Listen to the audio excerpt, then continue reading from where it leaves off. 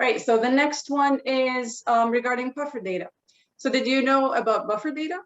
Essentially, buffer data feature is useful when the controller or other automation device is collecting data at high speeds. In other words, when the data collection is occurring faster than the scan rate of an OI server, buffer data will allow System Platform to store all data points in series in between scans. When this feature is enabled, you don't need to worry about losing fidelity of data when high-speed data collection is required. As you can see here in the screenshot, this is an IDE, integrated development environment. And to access the buffered data feature, you just need to go to the, basically the object that you're interested in, and then go to the attribute that you're interested in enabling this feature for.